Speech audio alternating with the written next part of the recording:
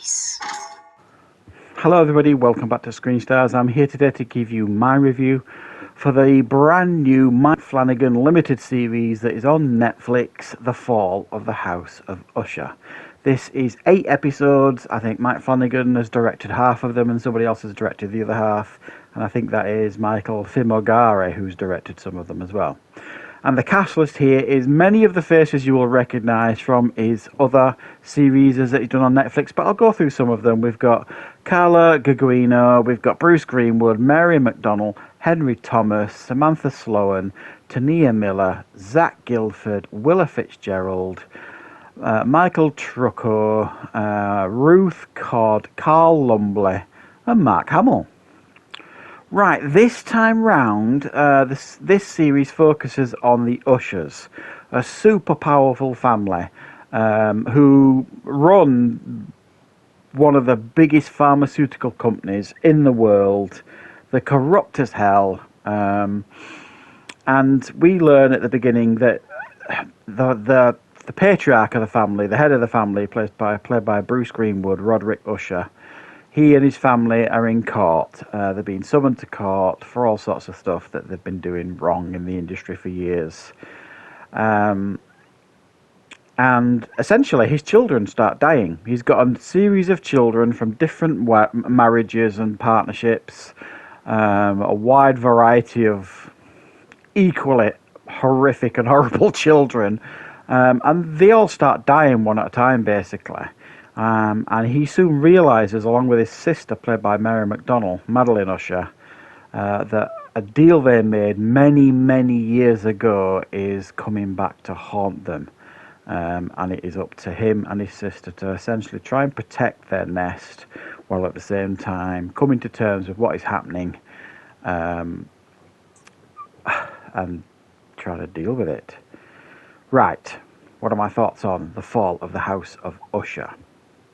Well, I want to talk briefly initially about the other series that Mike Flanagan has given us on Netflix. Now, I think Mike Flanagan is a hell of a director. I don't think he's done anything that I've not enjoyed that I've watched of his. I think he's a really slick horror-stroke thriller director, and he's got a real eye for it. He's very polished, his pieces of work that he does. He's just very talented, I think.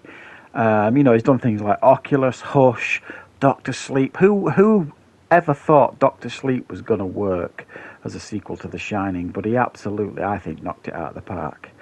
And for the last few years, he has been focusing on delivering really top quality limited series to Netflix. This is his 5th. The first one was Haunting of Hill House, which was exceptional.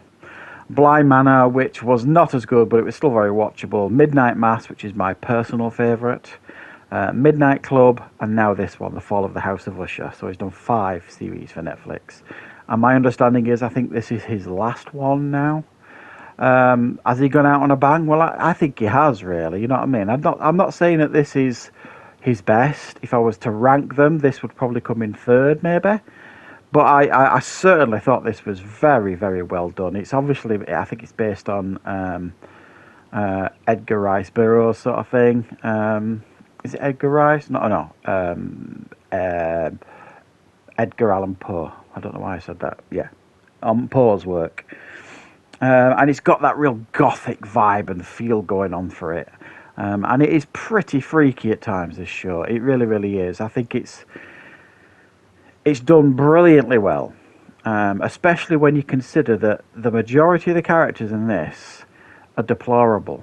There's nobody really that you can actually relate to. I mean, Bruce Greenwood, who I think is outstanding here as Roderick Usher, even though he is a nasty piece of work, really, it's almost like you still have that connection with him. You kind of click with him because you follow them through. Because through a series of flashbacks, you get to meet him when he was younger, and the younger version of him is played by Zach Gilford.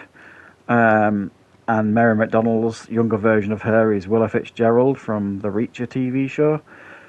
So you do get to learn how they get from A to B sort of thing, and it's paced just right in the sense of each episode only reveals enough for you to kind of keep you interested, give you a little bit of a tiny bit of the answer, But it's only really the last couple of episodes where you really start getting the answers that you want. Even though leading up to that, it's not hard to really figure out what's going on here. I thought the series itself was very, very effective. I tell you who was standout as well here. Mark Hamill as Arthur Pym, who was like the protector of the family. He was a lawyer, but also he dealt with all the dirty laundry. He told the family what to say, what to do. He cleaned up all the messes, but he basically got his hands dirty so that the family could keep theirs clean. And I just thought it was a great performance by Mark Hamill here. I really, really do. I thought he was very, very good here. But for me, I mean, everybody was really good. But Mark Hamill, Bruce Greenwood, Mary McDonnell, and Carla Gugino, who is a regular collaborator with these Mike Flanagan shows. She was in Gerald's Game as well. She plays this mysterious figure that essentially follows the Usher family, the brother and the sister anyway, through their young lives right through to their current state that they're in. And you'll pretty much figure out who she is and what she's doing. It's not hard to figure out, really, especially if you know Poe's work. But a great, great part by her. And each episode is kind of structured.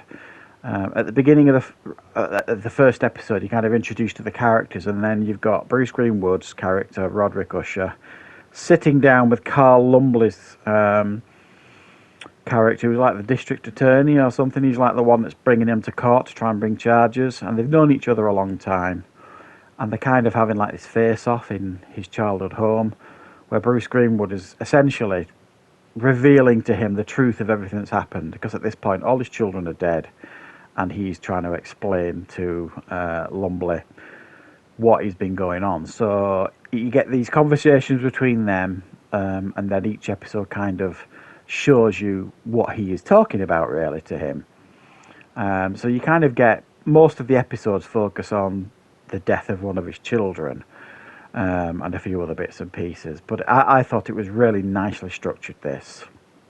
And some of the deaths are very, very graphic and gruesome and gothic, really. Very effective, and there's quite a few scares as well, jump scares here, but expertly done by Mike Flanagan. I know we're all a bit sick and tired of jump scares, but the way Mike Flanagan does them, they're all absolutely earned. And I watched this with my wife, because we've watched all the other Mike Flanagan shows together on Netflix, enjoyed them all. And she's one of these that will jump off the sofa when there's a jump scare.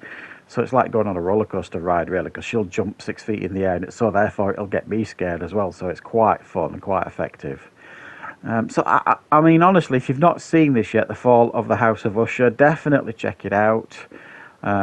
It's a really fine send off if this is the last one that Mike Flanagan's going to be giving us. Stellar cast, stellar performances, probably the best cast of all of the shows, even though many of the faces you will recognise from the previous shows. But I think the new additions here absolutely elevate this show, because they all completely knock it out of the park. So I'm giving this a solid 8 out of 10. I thoroughly enjoyed it. Check it out if you're a fan of the other shows. Check it out if you're a fan of gothic horror. Check it out if you're a fan of Poe. And just give it a go. Ooh, that rhymed. Thanks very much for watching, guys. I hope you enjoyed this review. I'll be back with more content on the channel very soon.